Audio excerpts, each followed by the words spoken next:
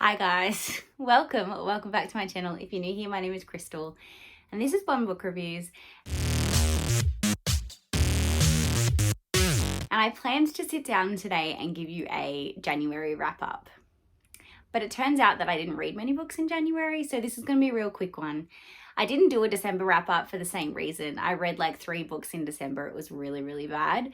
And I know I could combine them and say like books I've read recently, but I didn't like hardly anything I read in December, so there was really no point me sitting here being negative Nancy talking about how shit they were.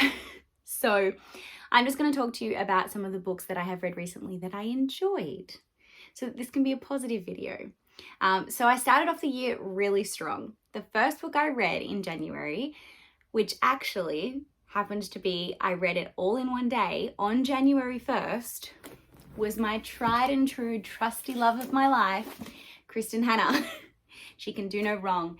I read The Four Winds by her all in one day on my first day of the year, and I cried my eyes out. This was amazing. This follows the story of the Great Depression and the, I guess you could say like the dry land times in 1930s America. I was trying to think of what year it was.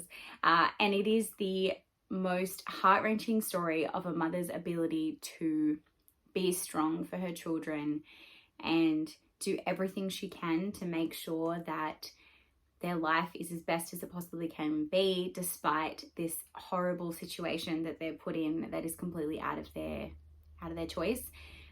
And it also kind of concurrently follows the story of one of her children, her daughter, and her like coming of age story. So it's just in true Kristin Hannah form, has characters in it that you just fall in love with, and has moments that just, like the writing just makes you feel like you are living that moment with the character. Like it is just phenomenal.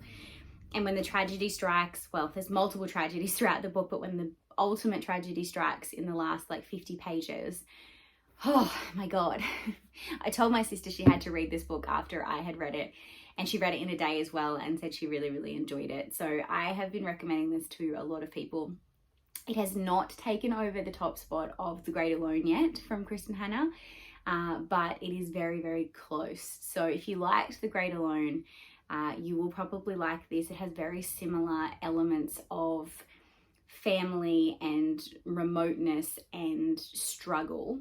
It's just in a very different setting, so it feels like a completely different story. So yes, The Four Winds by Kristin Hannah, I can highly recommend, and I read that as my first book for 2022. I did DNF Leah on the offbeat, so we're just not even going to talk about that. It was just no. I read Simon vs. the Homo Sapien Agenda for my book club like 2 years ago and didn't mind it. It was okay, but I could not stand Leah. This was almost like a spin-off name brand version of Simon vs. the Homo Sapien Agenda. That's probably the only way I can talk about that. So yes, I ended up DNFing it because Leah pissed me off so much, and it just felt forced and horrible and just not.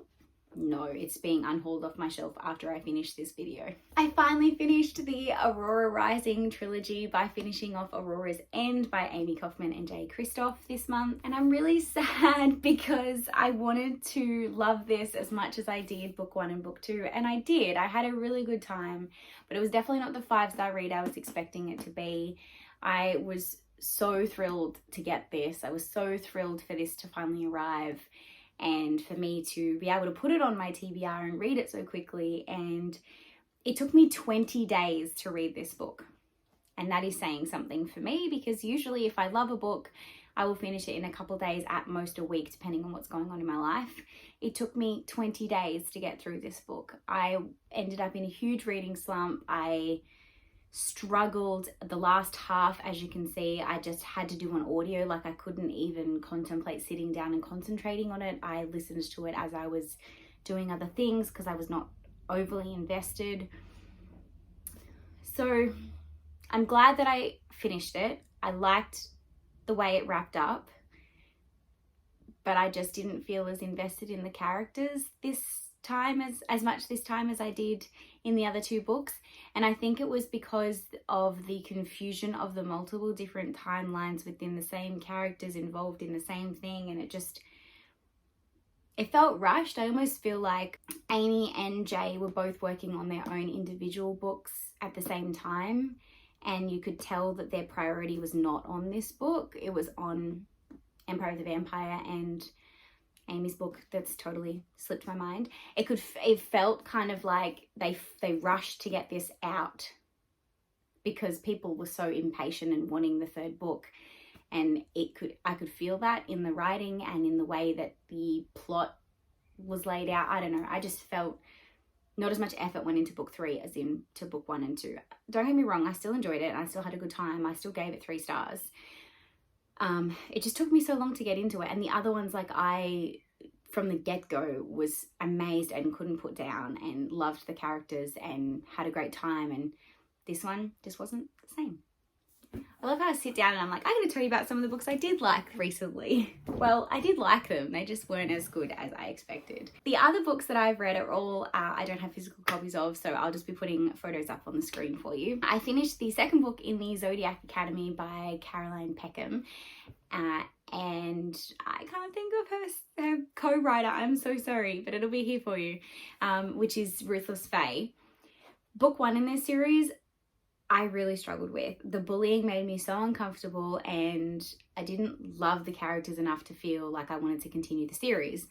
But then I got series continuation in January. I was only doing series continuation, and it came up as one of the books that I needed to continue. And so I thought, why not? I'll just continue it. I'll give it a go. And it was probably one of my most enjoyed books this month, obviously, other than the Kristen Hanna one. I finished it in like a day and a half. I really enjoyed it. I fell more in love with the characters. I felt more invested in the storyline and everything that's going on. So I definitely will be continuing with book 3 when I can get my hands on a copy. That was a surprise to me. That definitely shocked me, is book 2 in the Zodiac Academy. I did not expect to like it as much as I did. So thank you, Bridie, for pushing me to continue that series. We'll see where the rest takes me. I hear it breaks you the further into the series you get, so we'll see. But yes, that was one that I definitely did enjoy this month. Another one that I read was my Buzzwordathon book, which was, I can't remember the title because I picked it randomly just because it had when or who or what or why in the title, but I'll put it here for you. And the thing I liked about this one is it was so different to what I'd ever read, and it followed the story of 2 characters that were so different to anything I'd ever read. It was a graphic novel, obviously, because I didn't have time to read anything other than graphic novel to get my Buzzwordathon book on. I didn't even finish my TBR for the month of January. If you haven't seen my pick pong, yes, spoiler alert, I failed. So yeah, it was just heartwarming, and the artwork in it was really, really well done, and it was just so different to every other graphic novel that I've ever read. So I haven't heard a lot about it. I haven't heard a lot of people talk about this. I only discovered it because I searched trying to find a book with a word like that in the title that was a graphic novel. So if you are looking for something that's like a little bit different, I would recommend checking it out. And then the next series that I continued in this month, which was also because of my pick pong choice, was Into the Wilds by K.A. Tucker, which is the Alaskan series that she does that follows Jonah and Callie, which are the most cutest couple ever. And this book, the way I would describe it is it's like returning to a holiday destination that you loved but haven't been to for years. And the second that you get off that plane, you remember why you loved being here. So to me, all it does is makes me want to visit Alaska. It makes me love Callie like even more. I remember when I first read the first book in the series, Callie used to annoy the crap out of me because she was this like high-end chick with like a stick up her butt and heels and didn't know how to live life without putting makeup on, and now the Callie that you get in this book is tenfold better. And you don't actually experience a lot from Jonah in this book. It is very much more Callie. Jonah is kind of an in and out part of the story, but he's still present enough that their romance is still key center of the story, but it doesn't like take over to the point that it feels almost like it's done too much.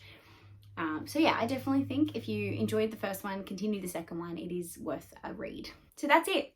I didn't really read many books in the month of January and February that I enjoyed that I can talk about. So a really quick books I've read recently video for you today, guys. If you have made it this far past all of my random rambling reviews, then leave a plain emoji in the comments down below for Jonah and Callie. And until next time, guys, thank you so much for watching. Have a great weekend and happy reading. Bye.